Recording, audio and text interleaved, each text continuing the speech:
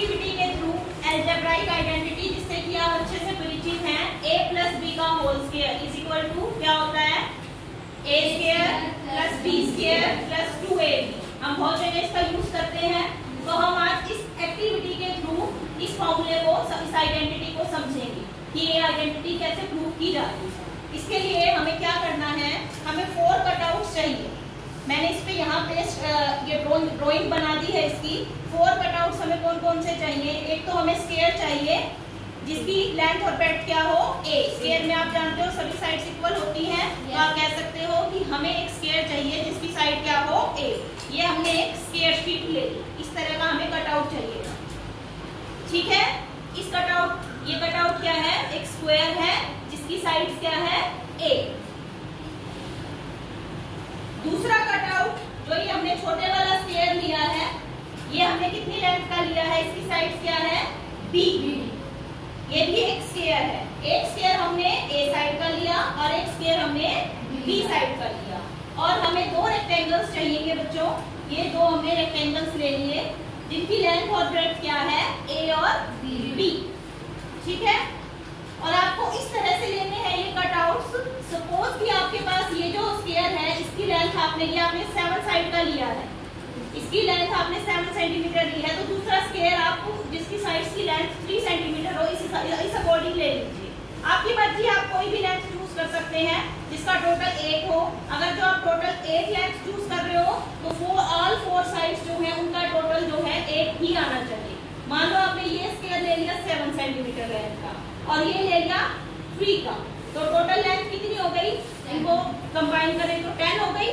तो आपके पास ये 4 साइड्स जो है इनका टोटल 10 ही आना चाहिए। इन 4 कटआउट्स को मिला के हमारे पास टोटली क्या बनना चाहिए, ये एक स्क्वायर ही बनना चाहिए, ठीक है। तो इसके लिए हमने 7 लेंथ इस स्क्वायर के लिए ले ली और 3 लेंथ इस स्क्वायर की ली है।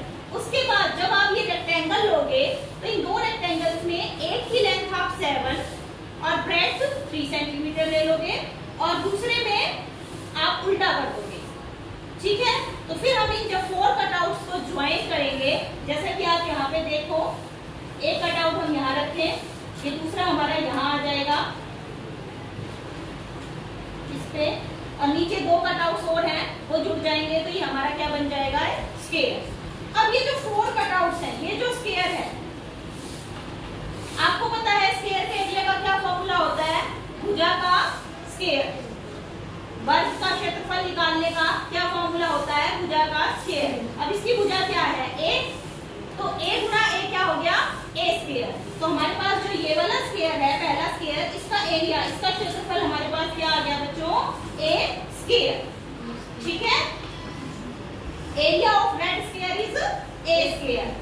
फिर ये जो स्क्वायर है, ब्लू वाला स्क्वायर, इसका एरिया, इसकी लेंथ कितनी है, साइड्स की लेंथ b, तो इसका एरिया क्या हो जाएगा, b स्क्वायर, क्या हो जाएगा, b स्क्वायर।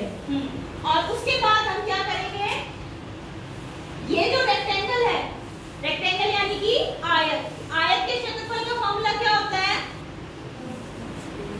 लंबाई गुना चौड़ाई। वेरी गुड, पता है आपको। तो इसका मतलब हमने इसकी लंबाई और चौड़ाई क्या ली है, a और b, तो इसका क्षेत्रफल क्या हो जाएगा, a गुना b यानी कि ab। तो ये जो दोनों रेक्टेंगल्स हैं, आयत है, इनका क्षेत्रफल क्या हो गया हमारे पास, ab और ab। अब हमने ये जो चारों कटआउट्स हैं इनका एरिया यहाँ पे जोड़ दिया, ठीक है। तो जोड़ दिया तो हमारे पास क्या आ गया, a स्क्वायर जमा b स्क्वायर और जमा में 2ab, क्योंकि ab और ab 2 बार है तो उनको जोड़ा तो क्या बन गया हमारे पास, 2ab। और ये जो पूरी फिगर है ये भी एक स्क्वायर है और इस स्क्वायर की लेंथ क्या हो जाएगी, ये साइड a है, ये b है, तो ये पूरी लेंथ कितनी हो गई हमारे पास, a प्लस b, क्या हो गई, a प्लस b। तो a प्लस b हो गई हमारे पास। ये जो स्क्वायर बना इसकी साइड्स कितनी हो गई, a प्लस b लेंथ की। तो इस स्क्वायर का यानी इस वर्ग का क्षेत्रफल क्या हो जाएगा, a plus b Guna a plus b, यानी कि a प्लस b का होल स्क्वायर। तो यहाँ से हमारी ये अलजेब्राइक आइडेंटिटी वेरीफाई होती है कि a प्लस b का whole square is equal to a square plus 2ab plus b square. समझ आया आप लोगों को? अब आप घर पे जाके एक्टिविटी के विथ